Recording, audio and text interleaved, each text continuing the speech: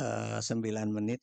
Satu hal yang saya sangat sedih ya, bahwa peristiwa-peristiwa yang belakangan ini akhirnya terjadi ya. Saya sampai eh, 23 Oktober 2023 kalau nggak salah ya.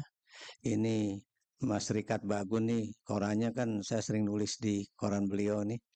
Kalau Bapak baca tulisan saya di Kompas sampai bulan sekitar Oktober 2023 itu, tulisan saya masih sangat sangat orang yang mencintai presiden kita ya, yang masih memberikan nasihat, janganlah Anda berada di dua kaki ya. Kepada anak yang sekarang menjadi wakil presiden terpilih juga saya masih memberikan nasihat ya, bahwa janganlah Anda macam-macam lah, karena nanti Anda tuh menggali lubang sendiri ya, untuk kuburan sendiri lah sebagainya. Tapi rupanya ya, gerakan yang tidak mentaati etika itu berlangsung terus ya, dan selalu selalu kalimat-kalimat yang klise dari presiden, jangan tanya saya nggak tahu, saya nggak cawe-cawe soal MK dan sebagainya, termasuk yang terakhir itu adalah ketika beliau mengatakan bahwa saya nggak cawe-cawe dalam urusan Golkar gitu kan. Itu persoalan internal mereka sendiri, solusinya ya ada di mereka sendiri kan. Termasuk juga ketika balik DPR ya mengadakan sidang, itu juga seakan-akan presiden itu orang yang boleh dikatakan tidak berdosa gitu kan. Walaupun kalimat yang terakhir itu yang saya terus terang ya, itu menunjukkan betapa presiden tidak mengerti konstitusi ya, atau mungkin tidak mau tahu tentang konstitusi. Apa kalimatnya ketika beliau mengatakan bahwa ya kita kita hormati aja ya, ada dua lembaga yang kemudian membuat satu aturan yang berbeda ya. Yang satu namanya DPR yang membuat, yang akan mengubah undang-undang pilkada tersebut ya, yang kita tahu ya dasarnya dari putusan MK, sementara yang satunya menginginkan supaya istilahnya itu putusan MK ya, yang tadi MA, ini putusan MK itu menjadi pijakan ya. Dan ini kebetulan sebelah kanan sini ada Mbak Sulis ya, kami berdua termasuk dua orang yang salah dua dua orang yang kemudian datang juga ke MK ya. Mengapa kami datang ke MK? Karena kita ingin supaya MK juga bukan suatu lembaga yang sendirian gitu kan, supaya MK itu benar-benar merasa bahwa banyak orang mendukung dia ya. Jadi kami melakukan bukan demo sebetulnya, kunjungan ke MK untuk mendukung ya, dan itu juga bukan main-main ya, karena itu juga tidak sedikit tokoh-tokoh seperti isinya Cak Nurholis Najid, kemudian juga Mas Gunawan Muhammad ya, dan juga Romo Muji ya, ini temannya Romo Beni kan, macam-macam ya. Dan itu tidak ada hubungannya dengan mendukung Anies atau mendukung Ahok atau mendukung siapa aja ya.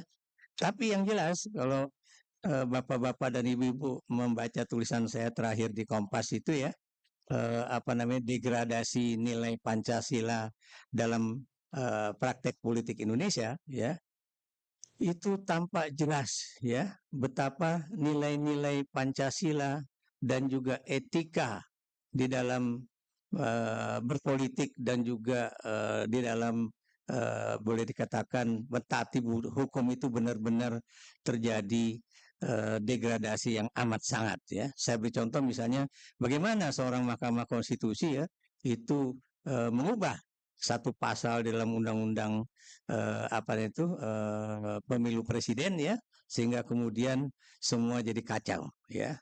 Dan kemudian juga kalau kita perhatikan juga ya, bagaimana misalnya teman-teman anggota DPR yang oleh Gus Dur dulu disebut taman kanak-kanak ya, itu kemudian lebih menjadi Dewan Perwakilan Rezim dibandingkan menjadi Dewan Perwakilan Rakyat ya. Kenapa saya katakan demikian? Karena Anda tahu kalau memang dia adalah suatu institusi perwakilan rakyat, mereka harusnya dengar apa yang menjadi kegalauan dari rakyat ya.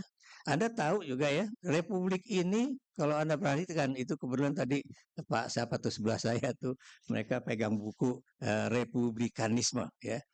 republik ini ya, yang namanya Indonesia itu adalah negara kesatuan berbentuk republik ya, bukan negara kerajaan ya. Makanya saya di dalam podcast-podcast saya selalu mengatakan kenapa kita harus mempertahankan paling tidak ya 4 kesepakatan dasar dari republik ini ya, yaitu Pancasila, kemudian Undang-Undang Dasar 45 yang sudah selamat datang Prof.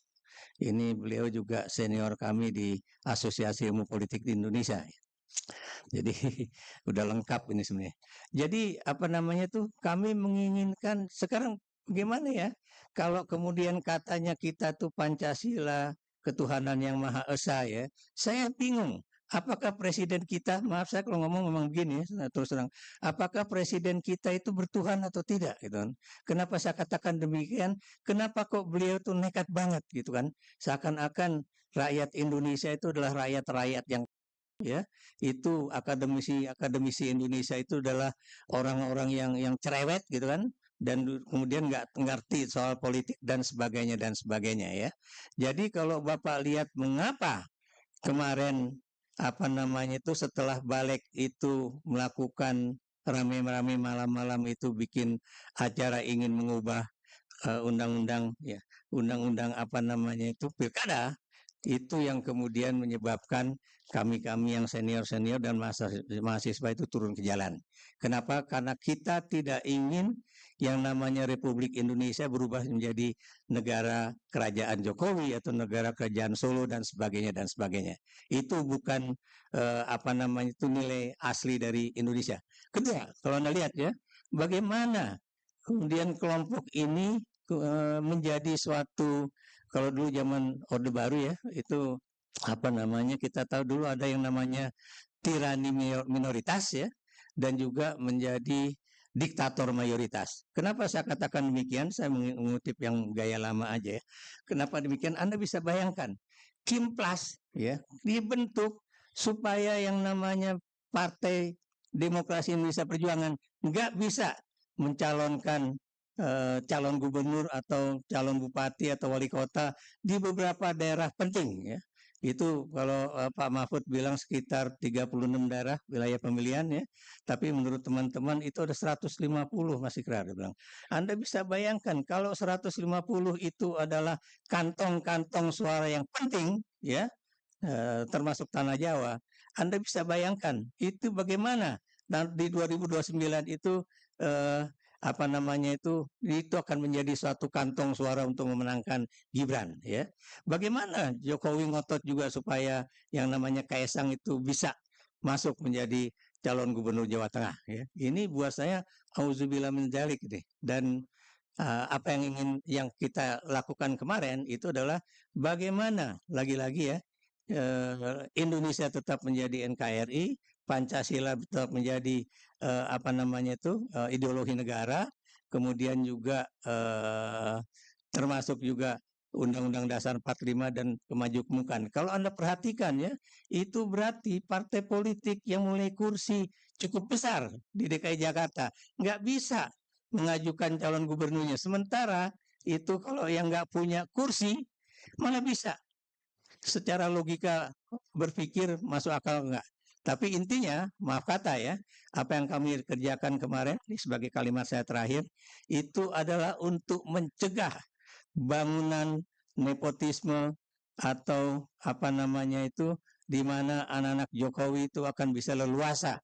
Seakan-akan kita ini adalah warga negara yang dibayar dengan bansos itu bisa berubah pikirannya ya, dan kemudian seakan-akan itu kita-kitanya adalah pelanduk-pelanduk yang akan jatuh di dalam lubang yang sama. Makanya itu yang kami lakukan. Makanya saya tadi dalam podcast saya juga mengatakan ya, berani Jokowi atau Sri Mulyono itu bikin perpu, silakan aja. Yang akan terjadi ya, believe it or not, tahun 98 itu akan terjadi lagi. Jadi itu aja Pak, dan mudah-mudahan nggak terjadi peristiwa 98 atau peristiwa di Bangladesh ya, sampai kemudian Perdana Menterinya itu melarikan diri ke luar negeri. Terima kasih. Wassalamualaikum warahmatullahi wabarakatuh. Download Tribun X sekarang, menghadirkan lokal menjadi Indonesia.